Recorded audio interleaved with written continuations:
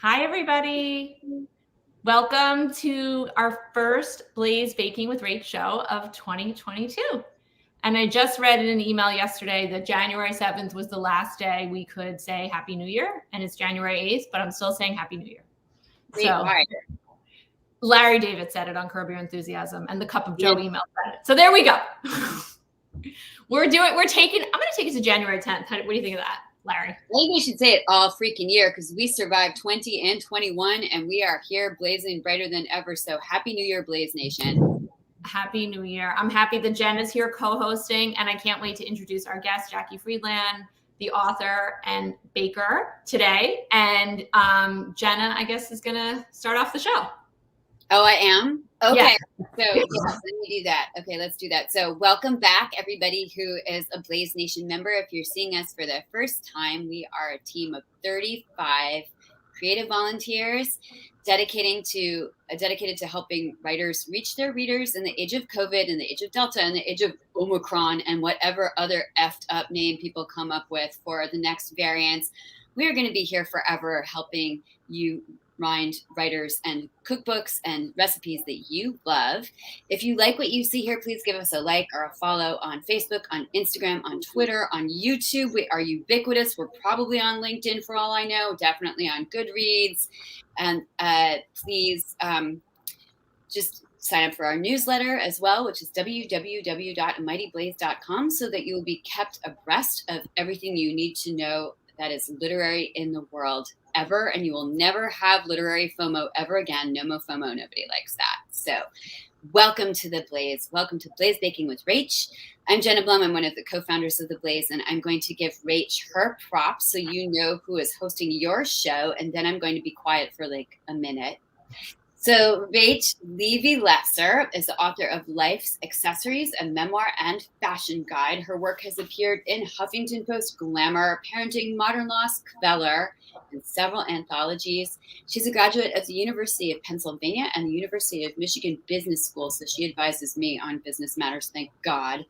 In her previous life as a marketing professional, Rach worked on the business side of Time, Inc., on magazines including InStyle, People, and Real Simple. And when she is not writing, Rach can be found baking, of course. Thanks, Jenna. It's funny. I've been baking so much lately. It's like my family's almost like, stop. Almost, but not quite. No. Send it to us. Send it to us. We are starving. Like, tell us about your cookies, man. Like, you have the best cookies in the whole world. No, I did. I have these cookies that kind of launched the show, but I've been posting this on social media. I'm starting another little side thing going on called Ina and Rach, where I'm cooking Ina Garten food and baking Ina Garten baking stuff all year long. And Ina, if you're watching, come on the show. Come on, Ina. We're waiting for you. It's like Julia and Julia, except it's like Rachel. That's what it is. It totally is. You offer her some of your cookies. I know. Her cookies are really good too, I have to say. Not as good as yours, Rach. So speaking of Ina's, we have another Ina, a writer and a good cook and baker, Jackie Friedland, here today. So I'm going to introduce Jackie formally on her bio, and then we're going to get talking and we're going to get baking as well. So Jackie also graduated from the University of Pennsylvania. She was, I think we're a couple years apart, I think. She graduated from NYU Law School. I did not go to law school. She practiced as a commercial litigator at the New York law firms, I'm going to mess up these names, of Du Bois and Plimpton and Boyes, Schiller, and Flexner.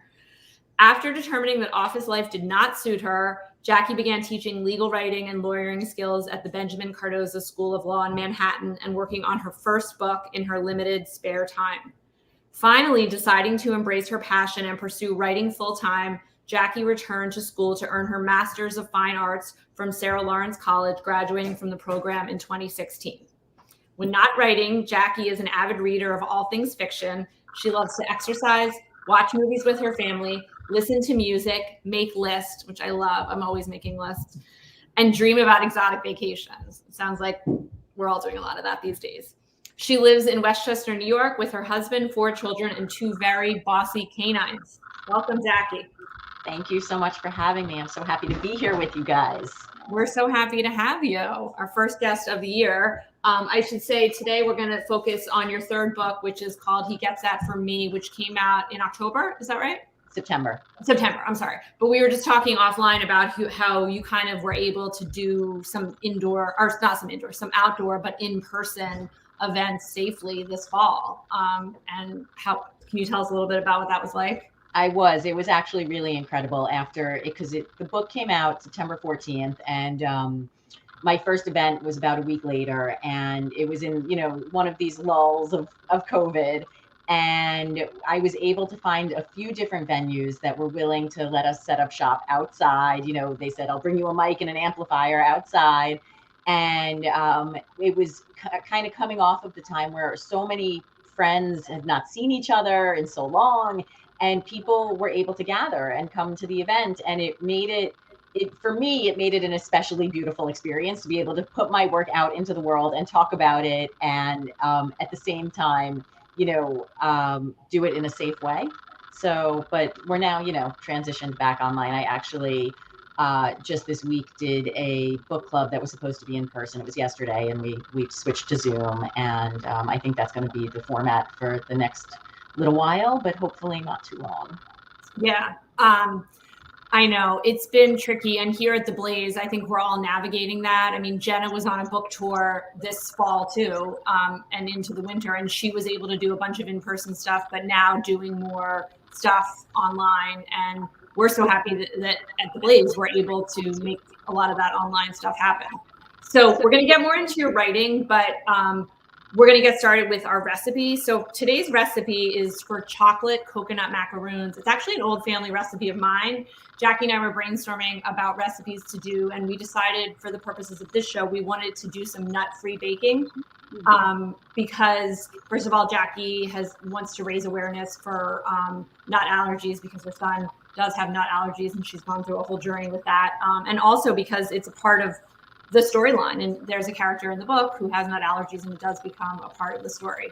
So for today, for those of you who are baking at home, the ingredients, it's a really simple list. It's this recipe, it got a little famous. It's my aunt's mother-in-law's recipe. Talk about going way back, but everybody bakes this all year round now. A lot of people watching probably already know the recipe, but you need 4 egg whites, a pinch of salt, a half a teaspoon of cream of tartar, a cup of sugar, 2 teaspoons of vanilla extract, 12 ounces of semi-sweet chocolate chips, and 14 ounces of coconut.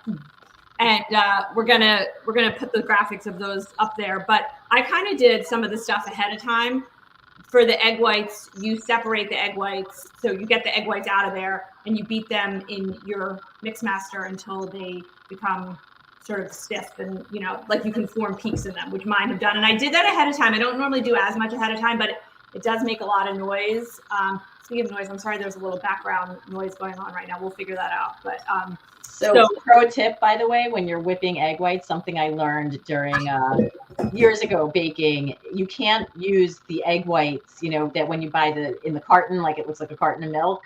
If you use those, it doesn't whip up properly, and it doesn't make the big fluffy caps that you need for the baking. So, that's so interesting. Yeah, that is probably a good thing. I'm not a big egg beater person in general. I will say when I do separate the eggs, I use like an old method that my grandmother taught me, which I'm sure a lot of people use too, where I just crack it and I kind of go like this. And sometimes I save the yolks for future purposes, but for today's purposes, I didn't save the eggs, and I use these. So for those of you guys who are baking with at home, you could try that. But I wanted to ask Jackie too, though, because I think this is like a big part of your story and so interesting. I seem to know a lot of lawyers I call them recovering lawyers, who've gone on to other things. So as a recovering lawyer, can you tell us kind of how you made the transition to becoming an author? And in some ways, I noticed in this book, he gets that from me. There's some legal storyline, so to speak, and if you use some of your legal expertise in writing now. So I like to say I escaped from law. My daughter, who is 10 and loves to read and write, asked me the other day if she majors in English in college, what will she be able to do after? And I was sort of like, well, you could be a lawyer or you could be a writer, which is sort of, obviously there are other choices and other ways to use the degree. But as I was graduating from college, those were the 2 choices I felt I had. And being a writer felt like being a rock star. Like for sure would have been my first choice, but it didn't feel like a realistic option. So I thought I was being responsible, and off I went to law school. And law school, I liked it, like, okay. And then I started working as a lawyer, and I just felt like I was like playing dress up. Like I was like putting on my lawyer costume and going to like pretend I was a lawyer every day. And at some point I started reading, fiction. Like in college, when I majored in English, I read a lot of the books you read for school, the canon and Victorian literature and Jane Austen and all of that. And I never thought I could write anything like that. And then when I was working as a lawyer, to sort of stay in touch with my more creative side, I started reading lighter women's fiction, more like Emily Giffin and Jennifer Weiner or Weiner, depending. And reading this was like, it struck me then that those kind of books, I could aspire to write that. And so I tried, and I felt like I was making some progress. And I just, then I had my first child, and I was like, oh my gosh, I'm on maternity leave. I'm going to take these 3 months and I'm going to write a book. Little did I know. So, it was time to, I had a child. Nothing else to do when you're on maternity. Exactly. And he was one of those babies who, every time you put him down, he cried. Right. Every time he ate, he threw up everywhere. So I didn't get much done, but the bug sort of had bitten me at that point. And at some point I just decided, I transitioned to teaching legal writing, and it still didn't, fill that void for me. And so when I got pregnant with my 4th child, and my sister, who's also an attorney, said to me, how are you with 4 kids who were 6 years apart, like start to finish? How are you going to put in the time as an attorney, ever for the next 2 decades that you would want to do to be, to feel successful in your field? And I said, I really don't know. So I stepped back, and that's when I went back to school, and I was like, you know what, this time is going to pass anyway when the kids are very little, and I will see if I can make a go of this. And I knew that this was sort of the path I needed to follow. And I don't look back or regret it for a moment. I'm so much happier in this space. It fits. And I will also say that when I started writing, I was like, I'm not going to be one of those, like lawyer writers who writes all these legal thrillers. That's not me. I'm going to get as far away from law as I can. You're not going to be John Grisham. Exactly. Yeah. So book 1, no law. Second book, there was one character who was an attorney, but like it was mostly just to kind of give her a job. And third book, there is law, because there's child custody questions and, all these surrogacy issues that come up that bring in the law. And to my great surprise, I actually really enjoyed incorporating those aspects and researching them and speaking to lawyers about them.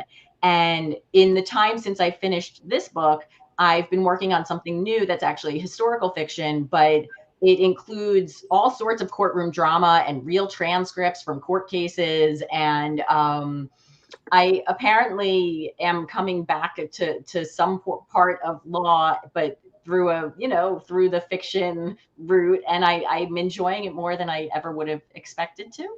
So I'm happy to have the background, and I'm especially happy to not have to practice and still get to have some sort of involvement, I guess, that is less harrowing to me.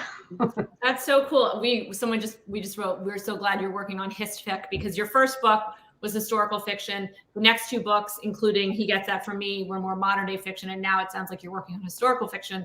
And Jenna, of course, is a histfic writer and also a memoirist. So I'm sure as a writer, I can relate that it's fun to sort of jump around a little bit, right? So I've been given the advice over and over again, like pick a genre and stick with it. And I just can't force myself to do it. There's certain authors, they build a brand, and as soon as you see that author's name, you sort of know what you're getting when you buy that book. It'll be a romance that takes place in Nantucket for a middle-aged couple. And, every time you're satisfied. That is just it's not who I am as a reader, and it's not who I am as a writer. I definitely read within fiction. I read all across genres. And I need the freedom to be able to write the story that's interesting to me, that hopefully will be interesting to other people. When I was writing my first book, which was historical fiction, I stumbled on this other story from history, and at the time was like, oh, that's so interesting. And this should be a book. But then I wrote a contemporary book and was happy with it. And I started on another contemporary and kind of kept telling myself not to go back to that historical tidbit I had found, but it just nagged at me and I needed to tell that story. So I'm very happy with it. And I was actually saying to my husband recently, if somebody said to me, you have to choose between contemporary and historical, I think I would just stop writing. I don't think I could choose. That's so cool. Yeah, we get that. Okay, this is sort of like change up, awkward change. We're gonna, I guess it's only awkward if I say it's awkward. I'm gonna add the rest of the ingredients to the mixture, and then we can get more into He Gets That From Me. So the rest of the ingredients are just into the egg white mixture. It's just a pinch of salt, just a pinch, half a teaspoon of the cream of tartar, and a teaspoon of vanilla, and then the chocolate, which, by the way, the 12 ounces of chocolate, this is part of the baking show person that I've learned to be, I used to melt the chocolate over a double boiler and make it perfect and everything. Now I just throw 12 ounces of chocolate chips in a microwave for 2 minutes and it's done. And it's much easier. And, you don't have to clean the double boiler and, everything like that. So while you guys are doing that, can I ask you, because I know a little bit and I think it's so interesting, how you sort of come up with what sort of sparks an idea for some of your modern day fiction, like in your last book, and also in He Gets That From Me? Was there like something, do you get your ideas just completely from your imagination, or is there something sometimes in real life that will make a connection, I should say? So each of my books is always based on some kernel of truth. So for That's Not a Thing, which was my second book, it's actually, my mom had a broken engagement before she met my dad, and it was sort of this story that I'd always kind of grown up hearing about, and that's the one tiny kernel that inspired the rest of the story. And for He Gets That From Me, I was, I was just finishing my second book and starting to think about what was I going to write next, and I just happened to be perusing, I think it was People magazine, I don't even remember, but some lighter magazine, and I saw a news story about a young woman from America who served as a surrogate mother for a couple from China. And, she carried this whole pregnancy with twins. And when the babies were born, one of them came out appearing to be Chinese, like the intended parents. And the other one looked much more like the baby was Black, like the surrogate's husband. And even so, they sent both babies home with the Chinese couple because they couldn't imagine that anything, so crazy might have happened. But I think the surrogate was concerned and eventually sort of said, no, we have to do some testing. And it took about a month before everything was worked out. And the biological baby of the surrogate went home back to the surrogate. And it just got me to thinking, like, first of all, how did this happen, scientifically? And so I'm immediately on Google, looking up, like, how do you get pregnant when you're already pregnant? And is this a true thing? And I discovered that it is, in fact, a real scientific possibility that a woman who is pregnant can actually still get pregnant on top of that pregnancy. So, then I'm all upset, like, why did we never learn this in school? Who cares? I know. It's funny you said that, because when I read your book, I'm like, this can't happen. But apparently it can. Yeah. So, and then it stuck with me. And for a couple of days, I'm like, well, what if, the parents had all been the same races and the babies came out and just went home and nobody ever knew, and no one was, no one ever found out that they were not biologically related. And what about this surrogate who, how does that affect her, and how does it, affect everybody? So at that, I sort of got chills in the moment and was like, this is my next book. So cool. I love that whole backstory. And I will say, since I began researching the book, the number of crazy stories that you hear about genetics and surrogacy and assisted reproduction. I mean, even just with the impact of COVID, there was an international surrogacy arrangement where a woman here served as a surrogate for a couple abroad, and then COVID hit, and the couple, I forget where they were from, but they were not allowed into the US for over a year after the baby was born. So the surrogate was raising this child who was never intended to be her own child. And there was a lot of fear from the intended parents. What if they get too attached? What if she won't give up the child? But as far as I'm aware, it has all been worked out now. That is crazy. I mean, COVID affects everything. I never thought of it affecting surrogacy in that way. And Yeah. I'm sure like everybody doing DNA testing and 23andMe and all that stuff are finding out things that nobody ever thought they would find out, right? For sure. I was in a Facebook group and I asked a question to the group saying, have you ever done a 23andMe test or a commercial DNA test and found out anything that surprised you? And the number of comments of people just from that one group that probably had like 3,000 or 4,000 members, I mean, hundreds of people answering. I discovered my uncle was really my brother. I discovered a long lost sibling. I discovered, that my mom had an affair, like over and over and over. And that's, if that's just a sample, just as like a percentage of society, it must be pretty crazy. I am so sure. Wait, I forgot to tell you guys something. Speaking of things we're forgetting here, add a cup of sugar as well. And then I'm adding the chocolate and we're get to the next step. Jen is like, oh my God, what's happening? Yeah, no, I love how you kind of have where to learn where a novelist gets her ideas from. I think it's so fascinating. That's actually, I think, part of why historical fiction speaks to me so much, because I think it's so rich with things that have happened. And each time I've been doing research for one historical fiction novel, I find all these stories that are so fascinating that we've never learned about it, and never heard of. And at first it's, is it just me and I've just been living in a bubble? But like, as I talk to people and I say, did you ever hear of this guy who, caused riots in the streets with 50,000 people in the 1800s? And people are, say, no, never heard of him. And so, I think it's just a really fertile playing ground for somebody who wants to write fiction. On the historical fiction book that you're working on now, like, I'm sure you've been obviously able to do a lot of research from home because of the world we're living in, but have there been like places maybe that you wanted to travel, not to give too much away, that is that a problem, I'm wondering, for, I guess, writers of all sorts, but particularly historical fiction? Yeah. This one, we made it, half of the books takes place in Boston. And where Jenna is right now. Yeah. And we actually did make it to Boston in March. It was it was right after my husband and I had gotten vaccinated. And It was sort of our first foray out to the world. We spoke to nobody. We ate outside in the freezing cold everywhere we went. But we did get to go, and I got to see the statue of Wendell Phillips, who is a central character in the new book. And I was like geeking out over it and sending pictures to my family, who were all like, who is that guy? But that's the thing, like, who is that guy? And so if anyone reads the new book, they'll find out. That's very cool. So you're working, so you went historical fiction, modern fiction, historical fiction. You kind of have your bookends, but you feel like you're going to go back a little bit more. So I have an idea for the next one that's a dual timeline, because I feel there are certain themes that I feel I keep returning to. A lot of it is family.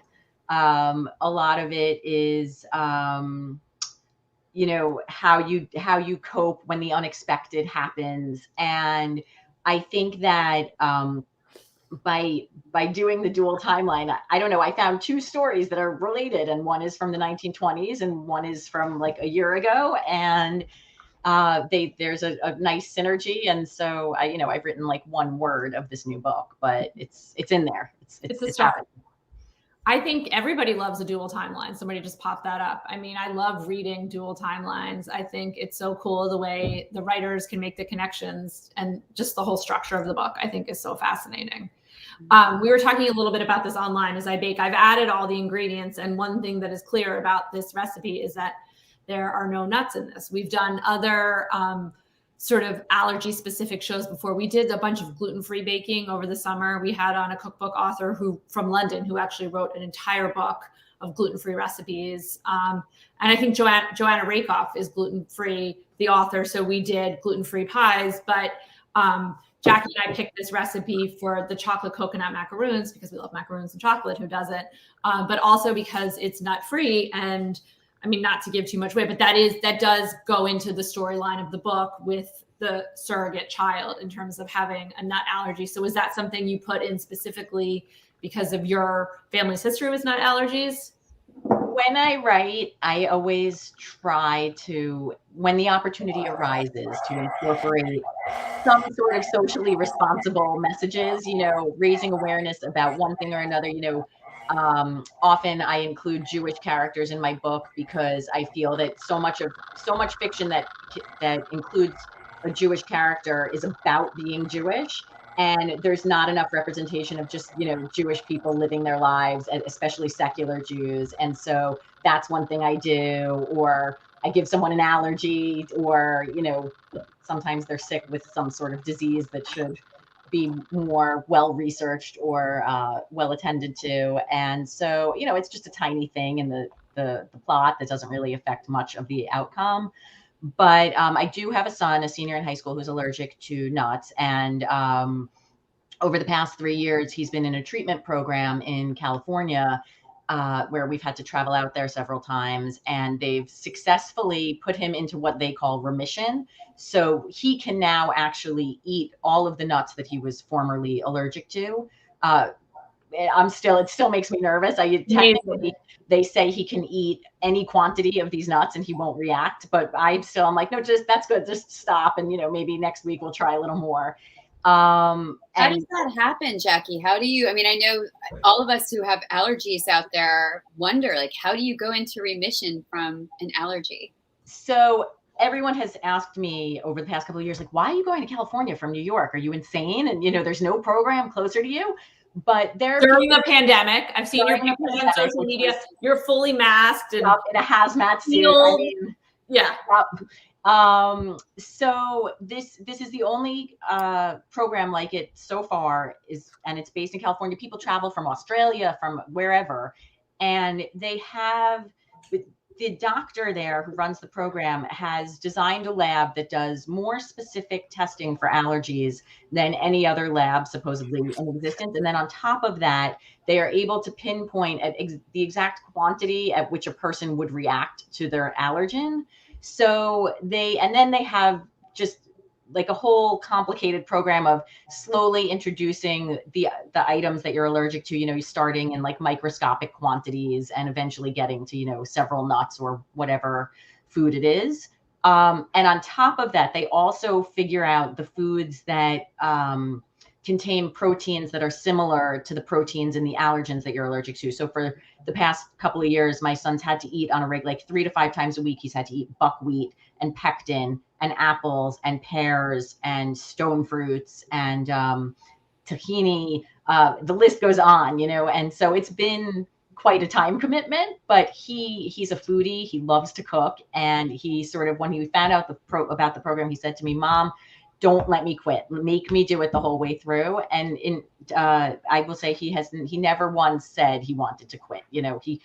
He complains when he has to eat hazelnuts because he hates them, but he has never once said, I don't have it in me to do this. And it was like the coolest thing ever when, after our second to last visit in California, we got home and I made him a crepe with Nutella and bananas, and he ate the entire thing and it was fine. So there's a maintenance quality to it where we have to continue giving him things once a week, and then in a year it goes down to once every other week, and so on. But I will say, having been involved in this program, I'm in several different Facebook groups of people starting treatment, people finishing treatment, people coming from New York, et cetera, all involved in this program.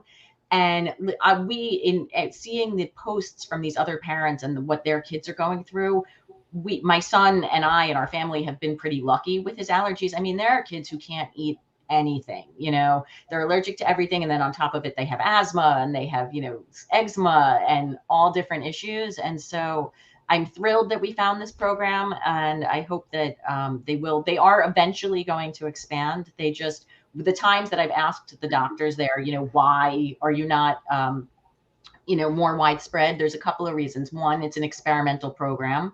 So, and they follow everybody. It's a study. And so they follow all of their patients, and it's still, ongoing. And the other is that they really feel that they have tools in their office that like even hospitals don't have in case of anaphylaxis.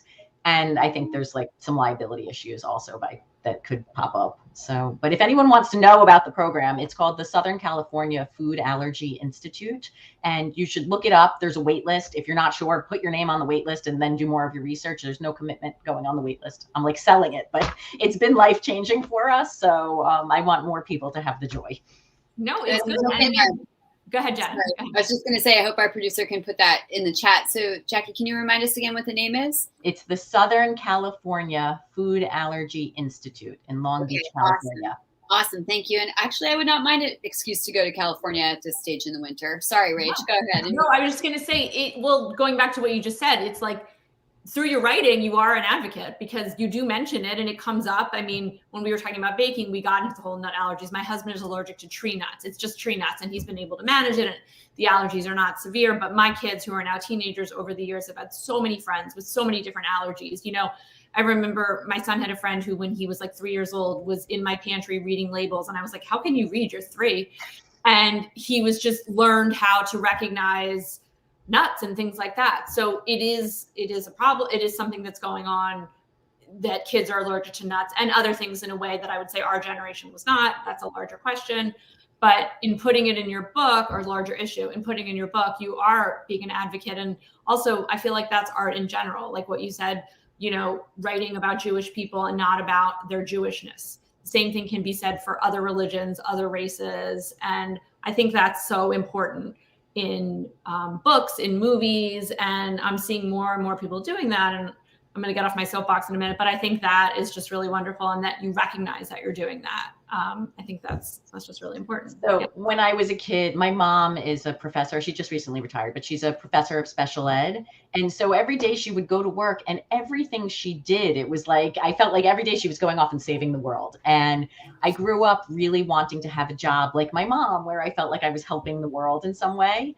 And that was another reason that the law firm thing didn't really suit me, because for, you know, many lawyers do wonderful, helpful work for people. The work I was involved in had to do with like canned vegetable makers suing each other. And like, I mean, the makers of chewing tobacco fighting over who got to display where in 7-Eleven. I mean, it didn't feel like the Lord's work to me. So, but I'm thinking about writing. Somebody once said to me, I said, you know, but writing also, it's just telling stories. And somebody once said to me, no, by writing, you're really teaching people empathy and having them step into other people's shoes and broadening their world so that they can be more compassionate people. And so I always think about that when I write and try to do the best I can to add that to my books.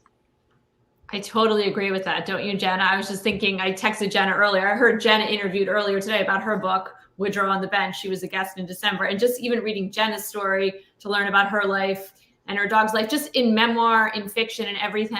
Every time I read something, particularly when it hits me, and I read a lot over the last couple of months for various reasons. I mean, I always read, but I feel like I've been reading more. I remember where I am when I read a passage where like something clicked in my brain, and maybe I realized something about someone else or myself. And that's why I think books are so powerful, and why we're completely supporting authors here on The Blaze. So I love that you recognize that, and you are saving the world, or like, just like your mother, through writing, right? One word at a time, right? Yeah. One chocolate macaroon at a time. Yes, bring it back. Bring us back to the chocolate. I have to say, this smells really good. And this is something that I can send in the mail, because you can freeze these and they almost are like candy. So I will be sending them out here and there. I feel like maybe we should put some kind of contest going on the baking show, where I know sometimes we send books, but maybe we'll send treats. I should be careful what I'm saying. Actually, Rach, I think that's a really good idea. Why have we not been doing this? So we do giveaways on The Blaze quite a bit. And Rach, if you can send, we can do, not for this time, because I'm getting these chocolate macaroons today, because I called them, but our next baking show, maybe we can pick one lucky viewer. You got a business meeting behind the scenes. Meanwhile, I'm going to have to open up my old gold. I'm going to have my own gold belly shop or something. You will. So if you send me the chocolate macaroons today, those of you who want to be entered into this, like, share this on your Facebook, on your YouTube, on Twitter, and then we'll go and look and we'll pick somebody, and I will personally share my chocolate macaroons with you. Nice. Well, they are nut-free and they are gluten-free, by the way. So anybody who is, baking for somebody with allergies, this is a great recipe. And speaking of nut-free baking, because I do a lot of this too, I mean, there's so many recipes in baking. Like, there's so many chocolate chip cookies that call for walnuts. Like, just don't add the walnuts. Like, there's just, because my husband has this allergy. I mean, in the case of your son, now you're in a position where you're trying to add it, but often things are very easy to adjust, for sure. And I feel like people should not be intimidated by all the ingredients. It's true. There's definitely a lot of substitutions, and there's certain things that you just can't make, like pecan pie. Right. I know. Or My husband always says, pistachio. "What does pecan pie taste like?" It tastes terrible. You don't want that. Yeah, that's what I said. Yeah. But for the most part, nuts are usually, well, hazelnut also. That's actually been for us since my son, we found out he was allergic when he was 2, and now he's 17. And through those 15 years, the most difficult thing for us was hazelnut, because it's the sneaky one that ends up in all these chocolate desserts wherever you go. And the interesting thing, though, is that there's very few recipes that don't call for hazelnut. Sorry, let me rephrase that. There are very few recipes that call for hazelnut that don't also have chocolate in them. So if you just step away from that, you're like free of the hazelnut. But I remember one time we went on a family trip to London, and my son, so he like really loves to cook. Like he tried out for MasterChef Junior, and made it to the 3rd round of callback. I have him on the show, Jackie. And seriously, and he was an alternate on Chopped Junior also. But he was really into Gordon Ramsay. And when we were in London, we went to a Gordon Ramsay restaurant, and this was 6 years ago at this point. And I'd called the restaurant in advance and said, my son loves Gordon Ramsay. Is there any chance he's going to be there? They said, no, but we can give you a tour of the kitchen. And they just took such good care of us the whole meal. It was amazing. And at the end of the meal, they brought out these like balls of like chocolate with golden dust and blah, blah, blah. And we had such a nice time. And it was like the end of the night. And my son says to me, can I eat these? I was like, yeah, I'm sure it's fine. So, fast forward 10 minutes, he's vomiting everywhere. And you're out of the country. The chocolate, and it was like one. Every time I forget to ask, it turns out to be something. So I think we're gonna have to take a trip back there and redo that whole night now that he can eat it. Definitely, for sure. Well, so by the way, for those of you who are doing it at home, everything is mixed together. It really is a very simple recipe. I always say I wish you guys could smell how good it smells, because it does really smell good. And I'm just going to drop by rounded teaspoon on a baking sheet that's lined with parchment paper, or you could use one of those Silpats, and you put them in the oven at 350 in my oven, it's exactly 14 minutes, but I would say like 12 to 15 minutes, and they will come out perfectly. They're very allergy friendly, and they're just a great treat. So I hope you guys who are doing this at home, and I posted the recipe on social media and stuff, so we should be good with that. Can you compare the taste of these to like the store-bought ones that you get in the canister? Yes, I have to say, this is not my recipe. This is I think I told you guys, my aunt's mother-in-law. Her name was Edney. She was the best. She lived to be in her 90s, and she was under 5 feet, but a small woman, but a giant woman in many ways. Great, did so much. So these are like, there's no comparison. In those store-bought, and I find, because I love to bake and I bake everything from scratch. You don't always have to, but I just think particularly in those store-bought macaroons, there's a lot of chemicals, and they're sort of very starchy and not as moist. And these practically taste like candy. I make them with chocolate, but you can also try them with other things. You could try a vanilla version and just keep the chocolate out and do another extract. You could do caramel. You could do lots of other things. Ooh, caramel sounds good. Yeah. So you could add a variety of things. I know. I just always think, and it's just so easy to bake things, for me at least. And I hope for all of you guys who are watching at home, I hope you're finding it easier, to bake. I know Jen is baking more, I think, since the show. Well, I bake a lot anyway, but I started baking the stuff that's on the show, and I was going to do it this week, but my week kind of ran away from me. That's why I'm hitting Rach up for a delivery from the Rach Goldbelly store. Like, please bring it on. So, Rach, can you remind us quickly, just like a quick rundown, because we've been talking about how these are actually like deceptively simple. Can you remind us what the ingredients are again? I know, we got so into talking about Jackie's work, which is so fascinating. No, just why she's here.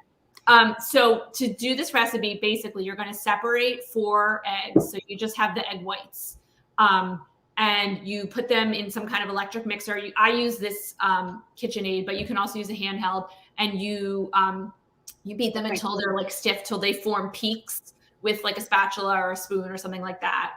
And you have to get it going really fast to do that. Then to that mixture, you're going to add a teaspoon of vanilla, half a teaspoon of cream of tartar, and a pinch of salt. Here are all the ingredients coming right up. So if you guys want to screenshot that. I cannot figure out. I still can't. Like, we've been using StreamYard for like 2 years, and I still can't figure out because it's mirrored like which way to point at things. I know. One of these days, Alice. One of these days. But like, look how simple this is. But I'll tell you, like, cream of tartar. I'm going to give you like a really weird pro tip about cream of tartar. If anybody out there is trying to quit smoking, when I was quitting smoking in the early aughts, which was a thing, because I'm so good tempered anyway. But one of the hacks that I learned online is that you put like a teaspoon of cream and tartar into like some sort of like orange juice and it helps with cravings. It actually does. Wow.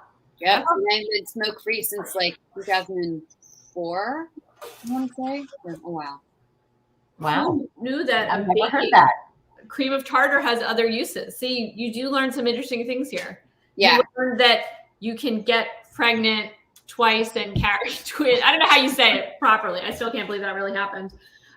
So they actually think that a lot of fraternal twins are conceived, or there's some doctors who think that a lot of fraternal twins are conceived through this process called superfetation, where the woman gets pregnant and then, you know, the next day or like a week later, she drops another egg and gets pregnant again. And there's just, you know, it sort of explains like why sometimes the babies are such different sizes, or, you know, but there's yeah, it's still under consideration. Okay, that is crazy, you guys. So don't forget to read He Gets That From Me so you can find out more about this. That is like totally crazy. Also, I want to jump through the screen and eat all of the stuff that Rachel is putting on her parchment paper. Although every baker we have had on the show has said to me, Jenna, do not eat the raw dough. Do I listen? No, I still eat the raw dough. And I'm still here. My cream of tartar, quitting smoking self.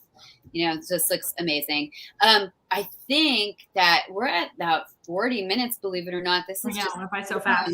Can we take some audience questions while Rach is spooning out the delectable macaroons? Okay. That's a really good question. We love your fun titles, Jackie. How do you come up with those? I totally agree with that. Like, I love He Gets That From Me. I love, like, that's not a thing.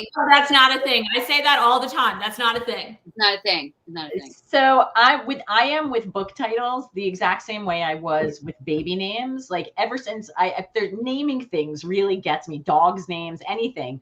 When I was a kid, I actually had like 3 different books of baby names because I just like to read them and see what the names meant. And I actually kept lists at the beginning for each year of like, it's 1987 and my favorite boys' names are, and my favorite girls' names are. That's so funny. Now, when I look back at those lists, I actually still have one of the books that my mom found recently and gave to me. But the names were funny, but I'm not going to say them here in case anybody listening actually has those names. With my book titles, I do the same thing. I perseverate and I think and I bug my husband and I bug my friends. And what do you think of this? What do you think of that? What do you think? What if I change it by this one word? And for He Gets That From Me, you know, I really wanted to think sort of like, what is the book about? And to me, it's about the relationship between parents and children and going both ways, you know, how well parents think they know their kids and how well kids think they know their parents and how wrong everybody is. And it got me to thinking, you know, there's that, I only realized it sort of after I came up with the title, but there's that scene at the end of Dirty Dancing when the mom is watching them dancing and she looks at baby and says, I think she gets that from me. Yes. Oh, good. And it's just sort of seeing that connection. I was like, this is perfect. We're keeping it. That's right after Patrick Swayze says nobody puts baby in the corner. Exactly. Right. And let me think. And That's Not a Thing. The whole story of That's Not a Thing is about a woman who's sort of torn between 2 different men. And she, at some point, one of these 2 guys says, you can't be in love with 2 people at once. That is not a thing. And it was right around the time that I turned 40, and my college girlfriends and I all took a girls trip together. And everywhere we went, if somebody questioned anything, we'd be like, it's a thing. It's not a thing. It's a thing. You just go with it. It's a thing. And I got home and I was like, oh my gosh, it's just a perfect title for the book. It's such a good title. And by the way, He Gets That From Me, since I read that most recently. Got a funny comment about the spoon behind Jenna's head. That's a pretty big spoon. Yeah. The thing about he gets that from me when you were saying it's about how parents, may think they know their children better than they do, and how kids may think they know their parents better than they actually do. It's not even just about, you have so many layers in this book. It's not even just about the biological parents and the surrogate parents and their children. It's also about like Maggie, who's the surrogate. It's about, she kind of goes back into the relationship she had with her parents and, kind of revisits that. So I think that's probably so true of so many generations in a family. And I thought that was like really interesting the way you explored it in the book, for sure. Oh, thank you. Well, I like to tell myself though that it doesn't apply to me. Like clearly I know my parents really well. Oh, definitely. Clearly I completely understand my children, but just given the number of times that I've been told recently, like, what my son's plans are, on a given day. And I'm like, he's going where, and things that I don't get told by my teenagers. And also things that I still may or may not mention to my mother. And, I think that the whole family relationships are so fabulous and so complicated and so worth exploring. Yeah, so interesting. I feel like I learn more about my kids every day, and I learn more about my dad as well. And maybe they learn more about me. I don't know. Okay, I think we have time for one more question. Any other question besides how big is that spoon behind Jenna's head? I'm gonna go. Yeah. With 4 children and 2 dogs, how do you carve out time to write books? That's a good question. It is a good question, and one that I could use help figuring out myself. When my kids were younger, and it was my youngest started kindergarten, it was life-changing for me, and all of a sudden I had so much more time on my plate than I ever had, in the 7 years before that. But in the years since then, they go to school, and I try to use those school hours. That's my work day is while they're gone, and I am very protective of my time. And back when people used to socialize regularly, if a friend said, "Can you have lunch?" I would say no, and like, let's meet, on the weekend or in the evening or whatever.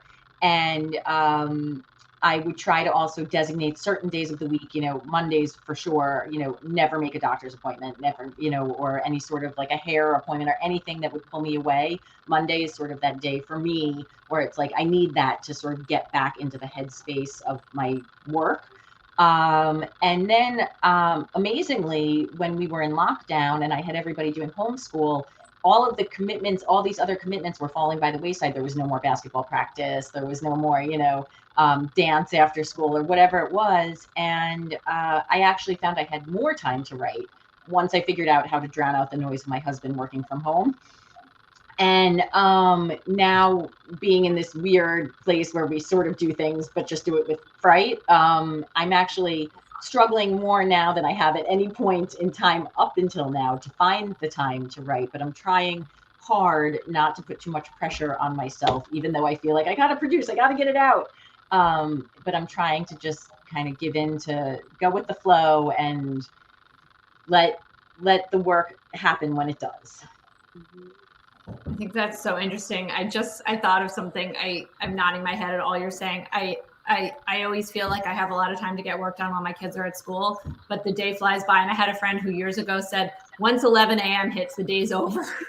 Yes. Oh my gosh, it's so true. And especially now, I wasn't putting my daughter on the bus because she was too young to be vaccinated. And so now, add in the driving time for that. And then we were just getting to the point where I was like, you're going to start after Christmas, you're going to start on the bus. But I decided not to do that. And I definitely am of the more COVID cautious variety. So it has trying to live life in that way is also extremely time consuming. I think it adds an extra layer to every, no, you can't get a carpool, no, etc. So I know. I think we've all felt that in working through this pandemic. I mean, A Mighty Blaze was born during a pandemic, and I think sometimes you feel really productive and sometimes you don't. And I feel like we have to get used to that a little bit. I think that is very true. Yeah. So that's the pandemic life with the opening life and then the closing life. And so we all have to be kind to ourselves. So Rach, you're going to say something. I just wanted to. No. I would just. That Mark, our thoughtful bro, is on. You got to check. trolling me about my big spoon. Hello, Mark. Right. Thank you. And I have this fantastic mug that is as big as my head that Mark gave me because he's always making fun of me for drinking like vodka secretly from huge mugs. So yes, go big or go Well, no, home. you are that productive chick too, Jen. And I could say working from home for the last few years, we know each other's schedules. So I start sending emails at like 7 a.m. sometimes before then.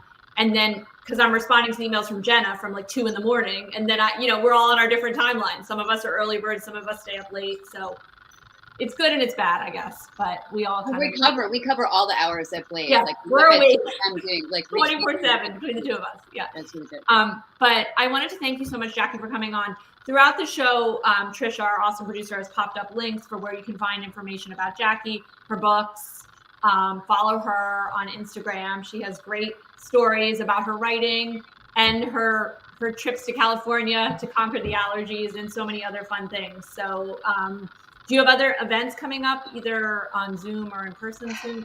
On any kind of online platform? Yeah.